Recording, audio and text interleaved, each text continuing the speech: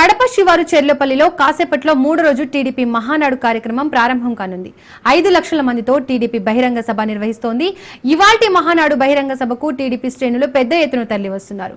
బహిరంగ సభ అనంతరం టీడీపీ మహానాడు నేటితో ముగియనుండడంతో ఎమ్మెల్యే చైతన్యరెడ్డితో Kranthi face to face. Mahanadu 3వ రోజుకి చేరుకుంది. 3వ రోజు భారీ బహిరంగ సభ నిర్వహిస్తున్న పరిస్థితి ఉంది. బహిరంగ సభకు సంబంధించి కూడా ఇప్పటికే దాదాపు అన్ని ఏర్పాట్లు పూర్తి చేశారు. పెద్ద ఎత్తున కార్యకర్తల అభిమానులందరూ కూడా చేరుకున్న పరిస్థితి ఉంది. అయితే ప్రస్తుతం మనం కమలాపురం కాన్స్టిట్యున్సీలో ఎక్కడైతే మహానాడు నిర్వహిస్తుందో ఆ కాన్స్టిట్యున్సీకి సంబంధించిన శాసనసభ్యులు చైతన్య రెడ్డి ఉన్నారు. సార్, ఎలా జరుగుతుంది అంటే ఇవాళ 3వ రోజు చేరుకుంది, 2 రోజులు కూడా ఎంతో దిగ్విజయంగా పూర్తి చేసుకున్నారు మహానాడుకి సంబంధించి. ఈ 3వ రోజు బహిరంగ సంబంధించి ఏ రకంగా జరగబోతుంది?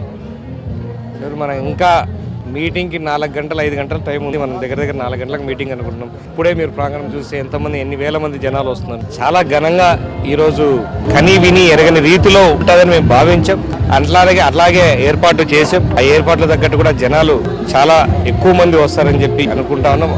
మాకున్న ఇంటెలిజెన్స్ ప్రకారం ఇప్పటి నుంచి అన్ని ఊర్ల నుంచి బయలుదేరిన వెహికల్స్ అన్ని కూడా వెతికేసుకుంటే మేము అనుకున్న దానికన్నా 5 లక్షల కన్నా ఎక్కువే పోతారని చెప్పి అనుకుంటా ఉన్నాం. అంటే మొదటిసారిగా కూడా కడపలో నిర్వహిస్తున్నారు రాయలసీమ ప్రాంతానికి సంబంధించి. అంటే ఈ కూటమి ఎన్నికల్లో కూడా మొన్న జరిగిన 2024లో కడపలో అత్యధిక సీట్లు మొదటిసారి టీడీపీ కైవసం చేసుకుంటే అంటే కూటమి ప్రభుత్వం కైవసం చేసుకున్న పరిస్థితి.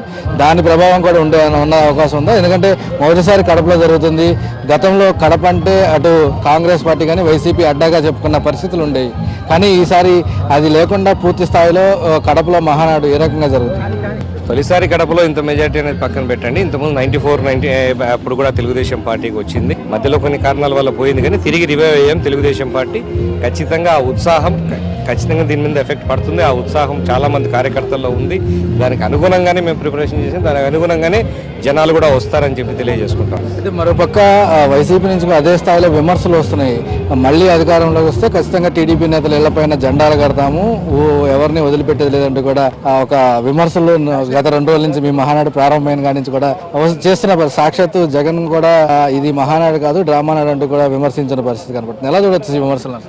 ఏం చేస్తాం, ఇంత సక్సెస్ఫుల్ గా కడపలో అవుతుందని వాళ్ళు ఊహించినారు. కడుపు మంట ఉంటుంది, వాళ్ళు కడుపు మంటలో ఎన్నైనా మాట్లాడతారు. దాని గురించి మనం పెద్ద పట్టించుకోవాల్సిన అవసరం లేదు. మా కాన్సన్ట్రేషన్ అంతా తెలుగుదేశం కార్యక్రమం, మాకు మహా పండుగ. ఈ కార్యక్రమాన్ని సక్సెస్ చేసుకోవాల్సిన బాధ్యత, ఎవరికి ఇబ్బందులు లేకుండా చేయాల్సిన బాధ్యత మాకుంది. కాబట్టి దాన్ని ఏర్పాట్లు చేసుకుంటూ పోతాం. మొత్తంగా కూడా మహానాడుకి సంబంధించి పూర్తి ఏర్పాట్లు చేయడం జరిగింది. భారీ బహిరంగకి సంబంధించి కూడా ఈ రోజు జరగబోయే బహిరంగ సంబంధించి కూడా పూర్తి స్థాయిలో ఏర్పాటు చేశారు. అదేవిధంగా ఈసారి ముఖ్యంగా యువతకి ఈ మహానాడులో పెద్ద ఎత్తున ప్రాధాన్యత సంధిస్తూ అదేవిధంగా లోకేష్ కూడా 6 అంశాలకి సంబంధించిన అటు అంశాలను కూడా ప్రతిపాదిస్తున్న కూడా అదేవిధంగా పూర్తి స్థాయిలో ప్రభుత్వం ఏం చేస్తుంది అనేది కూడా ఈ బహిరంగ సభ ద్వారానే ప్రజలకి అదేవిధంగా కార్యకర్తలకు కూడా తెలిసేందుకు ఇది ఒక సందర్భంగా కూడా భావిస్తున్నట్టు చెప్తున్న పర్సన్ కిరణ్తో క్రాంతి రాజ్ న్యూస్ కడప నుంచి.